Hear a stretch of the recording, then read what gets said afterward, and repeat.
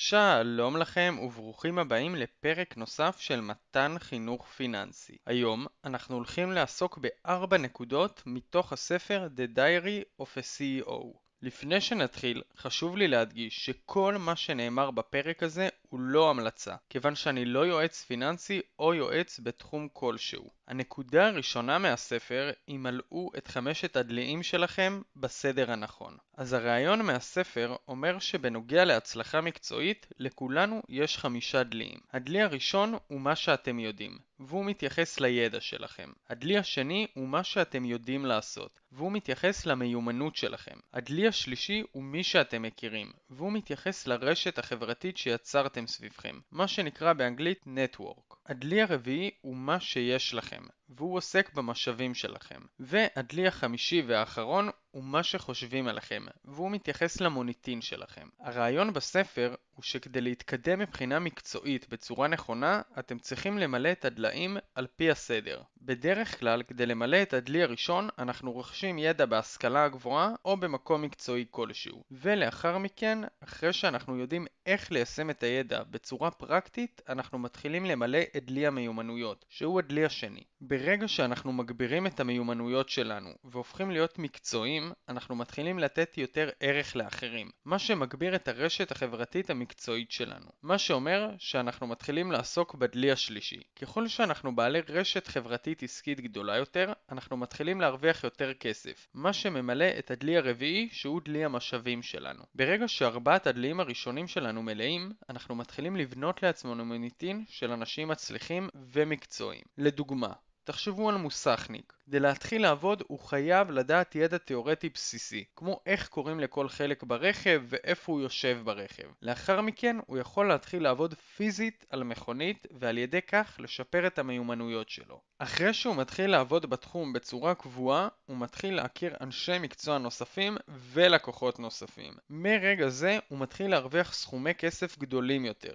דבר שעוזר לו לחזק את המוניטין שלו גם אל מול הקולגות שלו וגם אל מול הלקוחות. אם אתם תבקשו המלצה על מוסכניק מקצועי מחבר שלכם והוא יגיד שם מסוים, זה אומר שאותו המוסכניק כנראה עבר את אותו התהליך שעליו דיברנו. אם אתם מיישמים את החוק הזה בצורה נכונה, אתם יכולים להיעזר בו כדי לבנות את העתיד המקצועי שלכם בצורה נכונה, כי הוא עוזר לכם להבין את הבסיס להצלחה מקצועית. אם לדוגמה, אתם נמצאים בצומת דרכים בגיל צעיר, מצד אחד יש לכם מקום עבודה שמשלם לכם 14,000 שקלים, אבל הוא לא מלמד אתכם כלום, לא מבחינת ידע ולא מבחינת מיומנויות, ומצד שני יש לכם מקום עבודה שבו אתם מרוויחים 12,000 שקלים, אבל לומדים המון גם מבחינת ידע וגם מבחינת מיומנויות, אתם כבר תדעו שבתחילת הדרך המיומנויות השונות והידע חשובים הרבה יותר מכסף. בדרך כלל מי שמשקיע בידע ומיומנויות בגיל צעיר מרוויח הרבה יותר כסף ממי שרדף אחרי כמה שקלים בודדים על חשבון ידע ומיומנות, במיוחד אם זה בגיל צעיר יחסית. הנקודה השנייה מהספר היא תתחילו לשאול שאלות נכונות. בכל יום אנחנו שואלים את עצמנו עשרות אם לא מאות שאלות שונות, כמו מה לאכול, מה ללבוש, לאן ללכת ואיזה סרט לראות. לשאלות שאנחנו שואלים יש השפעה מאוד גדולה על החיים שלנו, והן אלו שבסופו של דבר משפיעות על אופן הפעולה שלנו. אם אנחנו נדע לשאול את עצמנו שאלות נכונות, אנחנו יכולים לחסוך לעצמנו הרבה מאוד תסכול וכאב, ולהפך, להביא לעצמנו הרבה יותר אושר ואנרגיה בחיים. כדי להבין בצורה מעמיקה את הכוח של שאלות נכונות, אנחנו נשמע סיפור שלא נמצא בספר עצמו, אבל מעביר את הנקודה באופן ברור. פעם היה דייג שחי ביוון. בכל יום הוא היה דג דגים, חולק אותם עם החברים והמשפחה שלו, ואת השאריות הוא היה מוכר בשוק הדגים המקומי. יום אחד פגש אותו איש עסקים מצליח מאוד שישב על אותו החוף וגם כן דג דגים. איש העסקים אמר לו, בזמן שאתה דג דגים עם חכה אחת, היית יכול לדוג עם 2 ולתפוס הרבה יותר דגים. ואז מה? שאל אותו הדייג. ואז היית יכול לשבת עם הרבה יותר חכות ולדוג הרבה יותר דגים. ואז מה? שאל אותו הדייג. ואז היה לך מספיק כסף כדי לקנות סירת דייג, לצאת אל הים, לפרוס רשת דייג ולדוג הרבה יותר דגים ממה שאתה דג עכשיו. ואז מה? שאל אותו הדייג. ואז היית מתעשר, קונה ספינת דייג ענקית, שוכר עובדים ומנהל מפעל שלם. ואז מה? שאל אותו הדייג. ואז, במקום להתאמץ, היית יושב במשרד ממוזג ומפקח על העובדים שלך. ואז מה? שאל אותו עוד פעם הדייג. ואז היה לך פנאי לרדת לים עם חכה אחת ולדוג דגים. ומה אתה רואה אותי עושה עכשיו? שאל אותו הדייג והמשיך לדוג. כמו שאנחנו יכולים להבין מהסיפור, שאלת שאלות נכונה יכולה לחסוך לנו שנים שלמות של עבודה מיותרת ותסכול. ברגע שאתם תדעו באופן בהיר מהם הדברים שבאמת חשובים לכם בחיים, אתם תוכלו להתמקד בהם. עוד נקודה חשובה בעניין השאלות הוא הכוח של שאלות כן ולא. שאלות כן ולא מונעות מכם למצוא תירוצים והסברים מוזרים, והן מכריחות אתכם להתעמת עם המציאות. אם לדוגמה אתם שואלים את עצמכם, האם אני מרגיש סיפוק ואושר ממקום העבודה שלי? במקרה של תשובות רחבות אתם יכולים להמציא כל מיני תירוצים, כמו אני די מרוצה,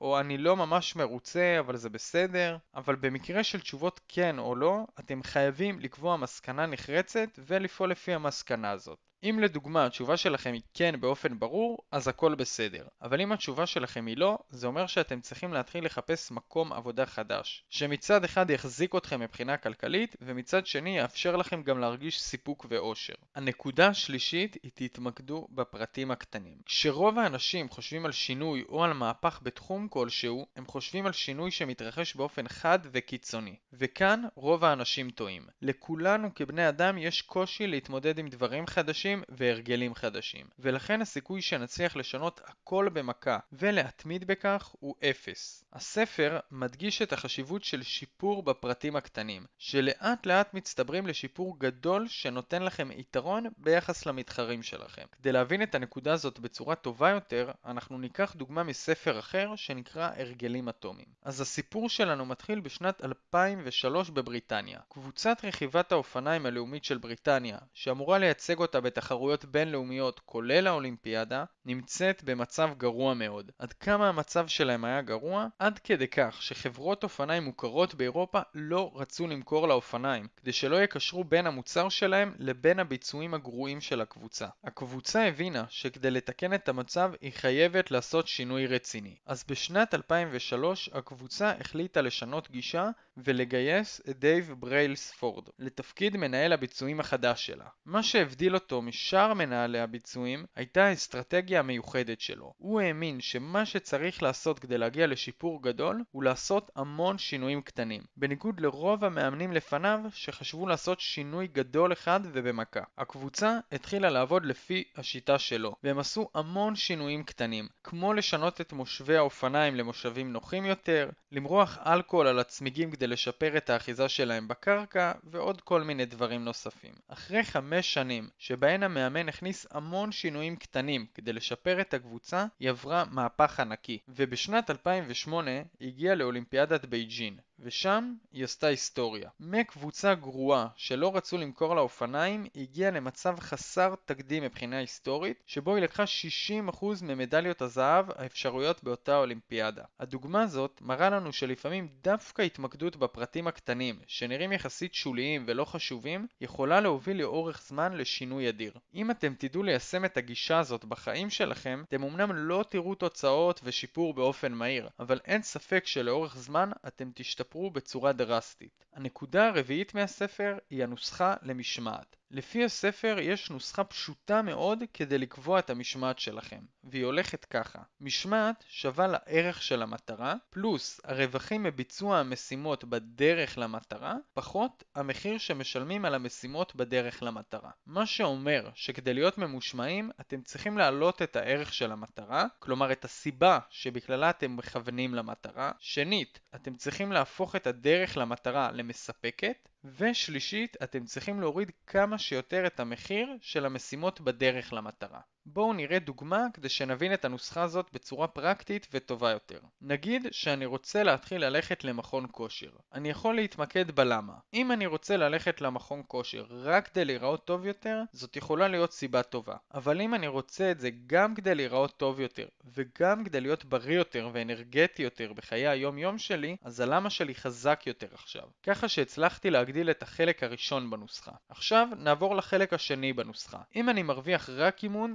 זה יכול להיות נחמד. אבל אם אני מרוויח גם אימון וגם מפגש עם חבר תוך כדי האימון, אז העליתי את כמות ההנאה שהרווחתי מהאימון, ככה שהסיכוי שלי להתמיד יגדל. עכשיו נעבור לחלק השלישי, שהוא הורדת המחיר על ביצוע המשימות בדרך ליעד. אם אני ארשם למכון כושר שנמצא חצי שעה מהבית שלי, יש סיכוי לא רע שהמחיר של נסיעה של שעה הלוך חזור יגרום לי לוותר, דבר שיפגע בהתמדה שלי. לעומת זאת, אם אני מתאמן במכון כושר שנמצא 10 דקות מהבית שלי, כנראה שהמחיר הנמוך לא יפגע לי יותר מדי בהתמדה. אם אתם תדעו להשתמש בנוסחה הזאת כדי להתמיד בדברים שחשובים לכם, הסיכוי שלכם להתמיד בהם יגדל.